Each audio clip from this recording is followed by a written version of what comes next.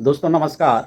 आज की वीडियो हमारी उस युवा वर्ग के लिए है जो कि होटल में अपने करियर की तलाश कर रहा है। दोस्तों पढ़े लिखे युवा वर्ग को हमेशा ही अच्छे धनार्जन करने वाले जॉब की आवश्यकता रही है।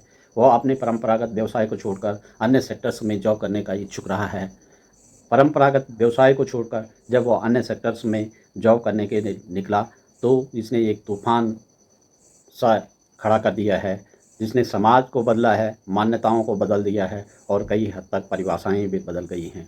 समय के साथ-साथ युवा वर्ग के आकांक्षा स्तर में चरघातंकी की वृद्धि हुई है। उच्च आकांक्षा स्तर ने हर वर्ग के लिए किसी विधि से धनार्जन करने पर विवश कर दिया है। यद्यपि उच्च आकांक्षा स्तर के कुछ लाभ भी हुए हैं, जिनमें मानसिक विकास का तीव्रता से वृद्धि होना, फैशन परिधानों का विकास होना, समाज में नए विचारों का आना, व्यवसाय एवं संस्कृतियों का विकास होना। लेकिन इसके कुछ दुष्परिणाम भी हुए हैं, जिनमें जिस किसी विधि से धनार्जन करना, दिखावा, अतिवादिता आदि का जन्म हुआ, मानवीय एवं नैतिक मूल्य कमज़ोर हुए हैं। शहर के अंदर एवं शहर के बाहर होटल एवं रिजॉर्ट्स बने एवं कुछ चीन में अय्याशी के अड्डे भी बन गए। पार्टियां होने लगी, शराब एवं अन्य प्रकार के नशे युवा वर्ग में घर बनाने लगे। व्यक्ति की सोच एक तरफा होती गई, व्यभिचार कई रूपों में होने लगा। दोस्तों परिवर्तन इतने जल्दी हुए कि जब तक कि समाज में के लोग यह समझ पाते कि यह क्या हो रहा है, यहाँ कुछ गलत हो रहा है, तो इसने एक बड़े वर्ग को जन्म दे दिया। सभ्य समाज से कुछ नागरिक इस संस्कृति का विरोध करते, लेकिन कुछ पावरफुल लोग ऐसे पनप गए जिन्होंने होटलियन ऑनर्स से इन सब सर्विसेज की मांग की, जो कि सामाजिक न होते हुए भी जड़ें जमा गए। यह कुछ ऐसा कुहासा बन गया जिसमें दूर दूर तक कहीं सूरज नहीं दिखाई दे रहा है। एक वर्ग है जो अय्याशी करने वहाँ जाता है एवं सामान्यतया यह गोरख धंधा बंद नहीं हो रहा है। संक्षिप्त में वह दुनिया से अलग है, वहाँ जीवन जीने के तौर तरीके अलग हैं, समाज का कोई नियम वहाँ मान्य नहीं है। धन बल अय्याशी उस संस्कृति के केंद्र में है। ऐसा सभी में नहीं, लेकिन कुछ होटल रिजॉर्ट्स की संस्कृति बन चुकी है। इसमें कोई संदेह नहीं कि होटल उद्योग 21वीं सदी का सबसे बड़ा उद्योग बनने जा रहा है। अन्य सेक्टर्स में नौकरियों में लगातार कटौती होने के कारण अधिकतर युवाओं को मजबूरन होटल उद्योग की ओर जाना पड़ रहा है। समाज का एक बड़ा तबका यही जानता है कि होटल रिजॉर्ट्स खाना खाने एवं विश्राम करने के लिए होते हैं, लेकिन यह पूर्ण सत्य नहीं है। इसके अलावा कई जगह नशा, अय्याशी, व्यभिचार आदि आदि का बहुधा प्रचलन हो चुका है। भोजन विश्राम के अलावा जो कुछ इस लाइन में होता है, उसी को इस लाइन के कुछ लोग एक्स्ट्रा सर्विस के नाम से पुकारते हैं।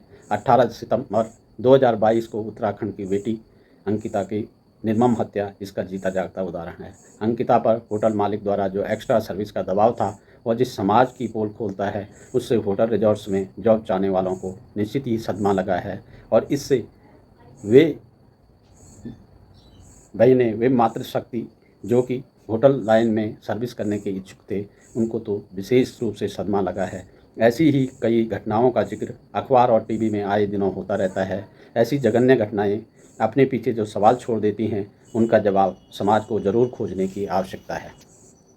दोस्तों यदि आप होटल रिजॉर्ट्स में जॉब करने के इच्छुक हैं, तो आपको कुछ बातों पर ध्यान देने की आवश्यकता जॉब ज्वाइन करने से पहले ही है। भड़कीले व ऑनलाइन जॉब विज्ञापनों के झांसे में न आएँ। गुपचुप ढंग से जॉब ज्वाइन न करें। जहां जॉब ज्वाइन करना चाहते हैं, पहले उस होटल की लोकेशन, पृष्ठभूमि की ज़रूर जांच कर लें। होटल मालिक क्या काम करता है एवं उसकी चारित्रिक पृष्ठभूमि क्या है, इसे उस क्षेत्र के लोगों से पता करने की आवश्यकता है।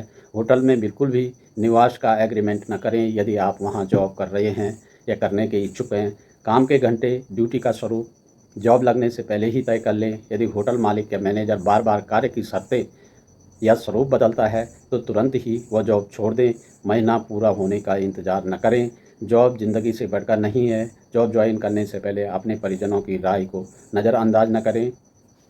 जिन लोगों ने उस होटल में आपसे पहले जॉब किया है, उनकी राय को भी नज़रअंदाज न करें। उनकी राय को अक्षरशः स्वीकार करें। दोस्तों कोई भी घटना अचानक नहीं होती, यह कुछ दिनों से पहले से ही संकेत देना शुरू कर देती है। उन संकेतों को अपने परिजनों, माता पिता और निकट संबंधियों से ज़रूर साझा करें। दब्बू न बनें और तुरंत लेने की क्षमता विकसित करें। कुछ संकेतों को तथ्यों के रूप में ग्रहण करें, उनके प्रायोगिक क्रियान्वयन के चक्कर में न पड़ें।